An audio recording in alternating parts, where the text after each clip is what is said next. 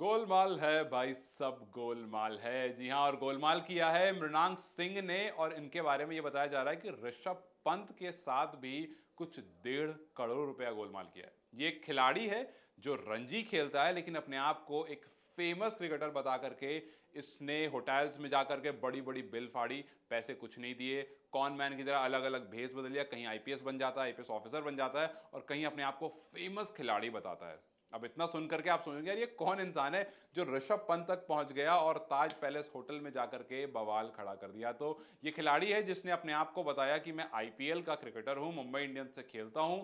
2014 से 2018 तक मैंने खेला, और ऑब्वियसली रणजी खेलता है, फोटोज भी इसके पास होंगी, गया होगा, लोगों से मिला होगा, तो शायद इसने थोड़ा आसानी कर दी होगी इसको कहीं भी चीटिंग करने से। तो अपने आप को इसने पॉपुलर बताया, और सिर्फ होटल में ही नहीं, औरतों को, लड़कियों को जिनके साथ रहा, जिनसे मिला, जिनसे रिश्ते बनाए होंगे, उनको भी बताया कि मैं बहुत बड़ा खिलाड़ी हूं। बड़े बड़े रेस्टोरेंट में जाकर डाइनिंग करी, खाया पिया 5 स्टार होटल में, और जब बिल की बारी आती थी तो भाई साहब जो जादू वहां पर करते थे, उस जादू से पैसे नहीं देने पड़ते थे, लेकिन उनकी कहानी जरूर चल जाती थी। तो आपको बताता हूं कि ये किस तरह से अपने रोल्स को बदल लेते थे, और किस तरह से सिचुएशन आने पर अपने आप को एक मशहूर खिलाड़ी बता करके, और कहीं पर कैश, कहीं पर लग्जरी आइटम ले लेते थे लोगों से।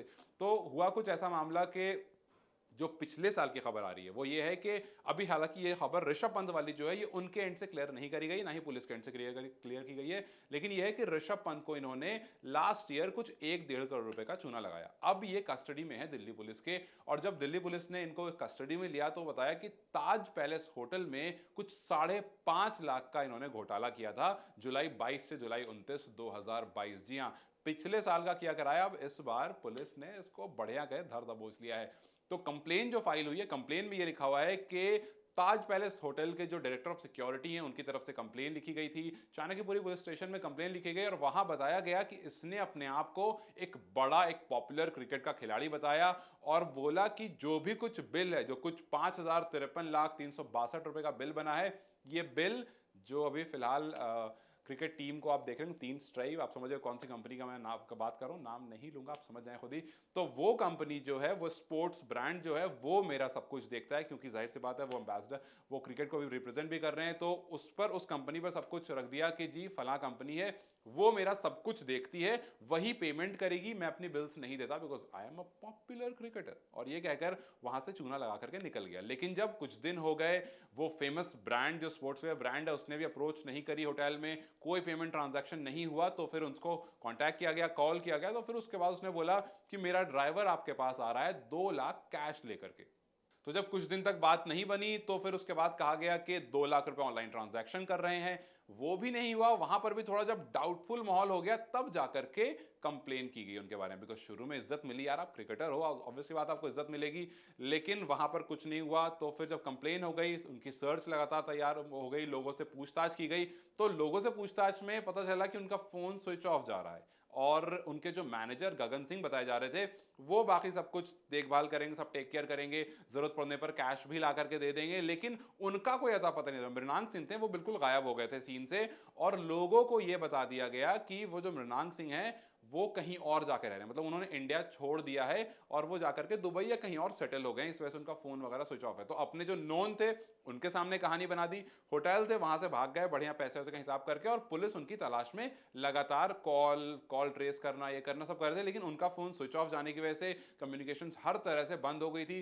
सोशल मीडिया प्लेटफॉर्म पर थोड़ी बहुत जो भी कम्युनिकेशन होती थी वो करते थे, लेकिन क्योंकि आप सोशल मीडिया से किसी को ट्रेस नहीं कर सकते, ऑब्वियसली चीजें हैं, आप ट्रेस कर सकते हो, लेकिन वो कुल मिलाकर बच के निकल जा रहा था बार बार किसी ना किसी तरह से। और अपनों को तो ये बता दिया था कि भाई मैं दुबई में हूं, तो ऑब्वियसली वहां से आपको कोई क्लू नहीं मिल पा रहा था, लेकिन फाइनली जाकर के उनको एयरपोर्ट पर पकड़ लिया जाता है।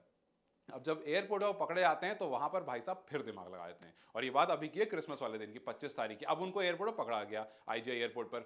अब पकड़ाने के बाद वो क्या कहते हैं, वो हांगकांग जा रहे थे, वहां से तो पकड़ ले जाते हैं। अब कहते हैं कि भैया मैं जो हूं आईपीएस ऑफिसर हूं, अब मैं आईपीएस ऑफिसर हूं, और उन्होंने बड़ी कोशिश करी, बड़ी बातें बनाई कि ऐसा ऐसा है, आप ऐसे नहीं कर सकते, तो मतलब क्रिकेटर भूल गए अपने आप को, आईपीएस ऑफिसर बन गए।